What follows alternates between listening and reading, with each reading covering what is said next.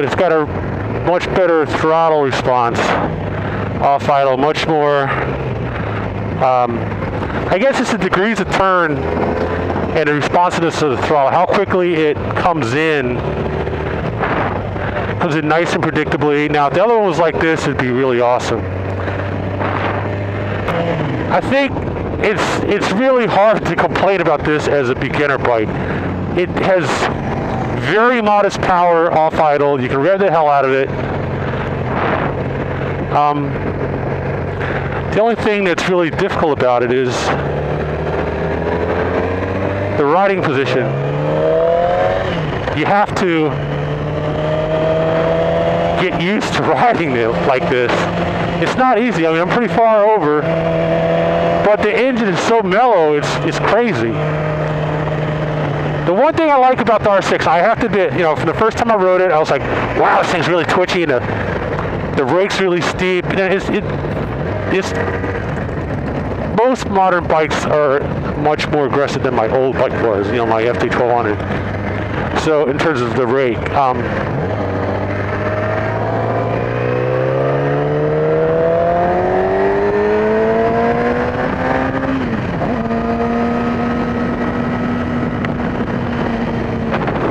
you know, that's a mid, say a quarter turn to 8,000 RPM, more than adequate power.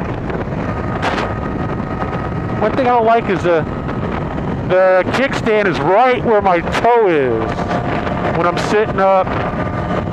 I mean, one of the reasons I took this bike was because I used to hear people complain about, oh, sport bikes, there's no way you can ride them for, you know, long distances. I'm telling you, 65 miles an hour, the wind is holding me up. There's almost no pressure on my wrists. The only problem I would really worry about is making sure I extend my legs a couple times after a long ride, because my knees tend to lock up after they've been bent for a while. But this, I can ride this for hours like this.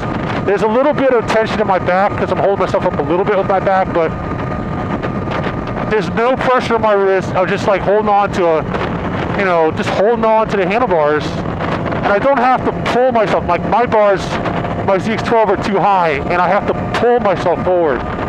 This bike you just sit like in a zone, and it's like, okay, let's go. You want to go? You want to go? Let's go. But it doesn't have overwhelming power. It's adequate power on a chassis which is ready to roll. I mean, honestly. Now, I think what you have to worry about, see, I got full throttle here, and it just mildly, gently came in, you know. I think what you have to worry about on a bike like the ZX-6R is the brakes are too strong for most riding. They're really just two-finger touch brakes, and the next thing you know, the fork is coming down and you're right up on the front wheel. The Yamahas tend to have a more mellow, at least the street brakes, and they're much more safer, I think, for the street rider. Cruise along in sixth gear, 66 miles an hour at 6,000 on the nose.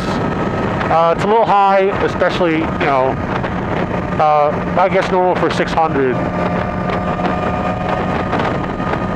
So I think the good thing about this bike is it has just enough power for you to play with, but not so much to get you into trouble. I mean, you have to really work to get yourself in trouble with this bike. And one of the things that you may find with the R6 is that it doesn't have enough power for you to take it seriously, which I think is probably the bigger concern if I were to look at it from an expert point of view. Now, the front end is a little bit underdamped, and I think that's another problem that people get into with bikes, is leaving the damping too low. And the bike, the wheels just bounce too much, and when you're braking and turning, stuff like that, you can run into trouble where the wheels are bouncing out too much, and that's how people low side out, or high side, depending on which end is bouncing up. you really don't want that wheel bouncing around like a rubber, ball when you're trying to turn, because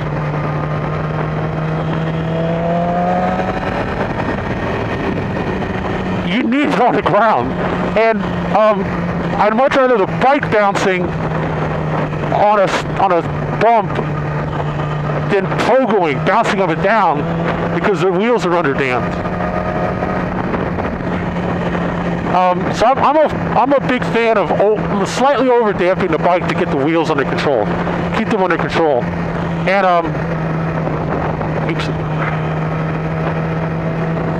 so the one thing about this bike is that maybe you tend to ride it a bit, at lower gear than you should.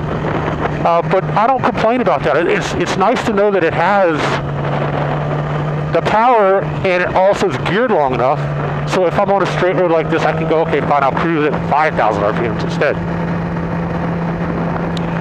So anyway, much more stiffer suspension than the SZ09, but probably a little underdamped up front. Much stiffer springs. Much better throttle. Oh, just way better throttle. Whereas the SZ09 throttle is, I would say, a little less than optimal, certainly. Less than okay, I should say. Less than okay. This is just nice. This is how a sport bike should be, throttle-wise. It just has this nice, linear, butter-smooth throttle. Where you turn it, the power comes on nice and smooth, and without too much power, right off idle, which that is a big difference in the SZ09 in A mode, there's no question about it. And in B mode, all it really does is kill the power. It doesn't really make it better, it just kills it. So that the power comes on like in a dull, desperate for breath kind of way. I would say it's a better road bike than the SZ09, but the SZ09 is going to fit better for someone who's a dirt rider, motocross rider, that kind of thing. And there's a few things I could do to this bike right off the bat that would make it a better bike. And number one would be to turn the brake and clutch levers down. They're just too high. They're just not in the right place. And I would worry about the stopping, where you come to a stop and your knee doesn't unlock. But this is much smoother. I saw that guy's front wheel come up ahead of me.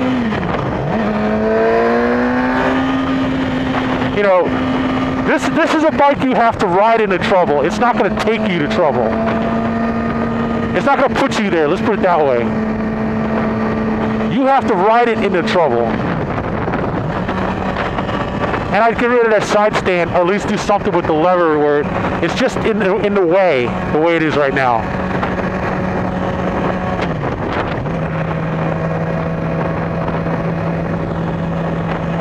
So my estimate of the R6 is it's a nice, solid sport bike that's so good, it's too good for a bad rider with bad judgment.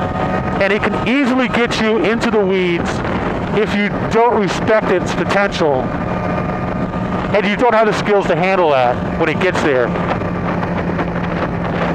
One of the things I've already noticed about it is it tends to extend on the forks in the rear a lot when you go over a bump. So you can get caught where after you've gone at a bump, the bike is extended and you need to turn. It's like, oh wait, no, you have to wait for it to come back down and then it'll turn.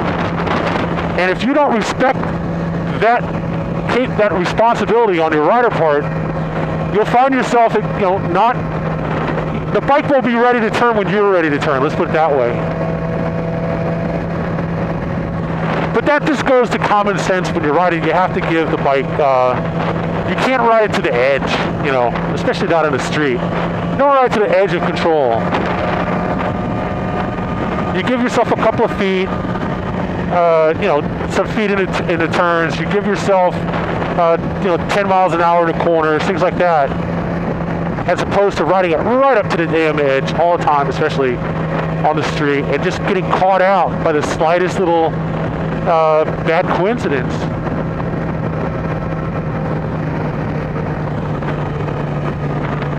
Nice little bike. I like it. I think the 6R is a little bit better engine-wise, but the brakes are a little bit too strong. I think the R6 is a great little 600.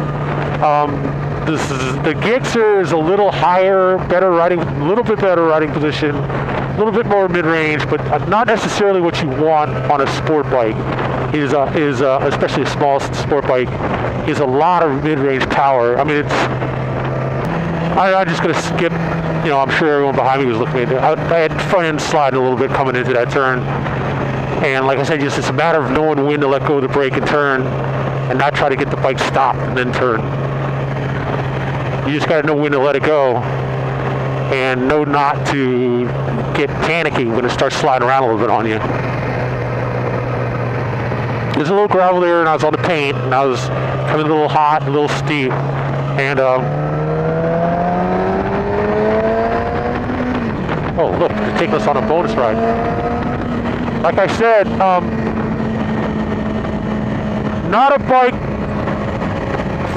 I would say, yeah, it can be a deadly bike for a beginner because it leads to overconfidence. But it's not inherently a bad bike. It's just, it's almost too good. Let's put it that way.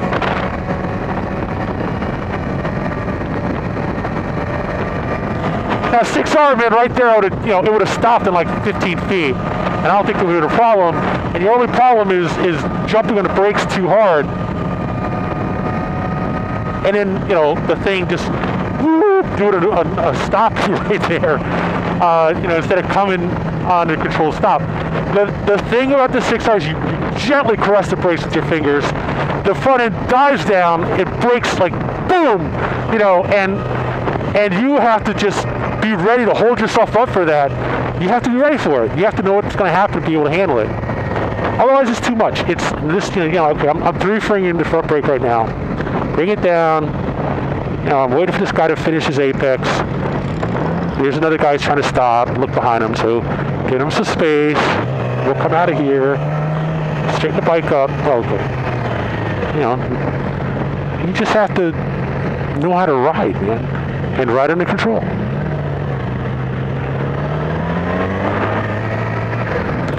I have to admit, it's like playing with a 38, okay? It's not a lot of recoil, not a lot of power, but it's enough to put a hole in your head if you don't know if you don't treat it right, okay? It will definitely put a hole in your head. And in that sense, yes, it is a dangerous machine for beginners, but I think if your beginner has enough sense not to point a gun at your face, you'll be fine. The same thing with a beginning sport rider. If you're smart enough to know not to come flying into corners and not to ride up next to people, you'll be fine.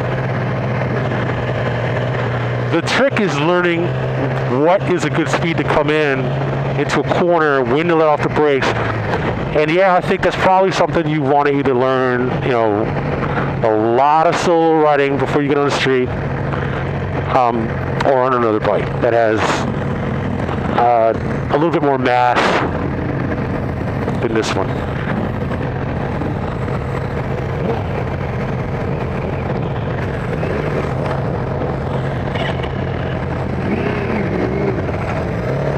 I'll stall that myself. Who has the tires made? I'm not quite sure how to say it.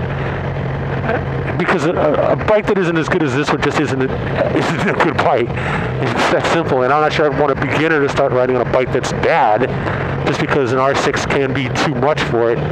A beginner, if they don't have good judgment, which they won't have the first few times, when they're starting to learn how to ride, they won't have good judgment about braking distances and things like that. Cornering speeds. But it's a great bike. It's a good bike. It's a very good bike.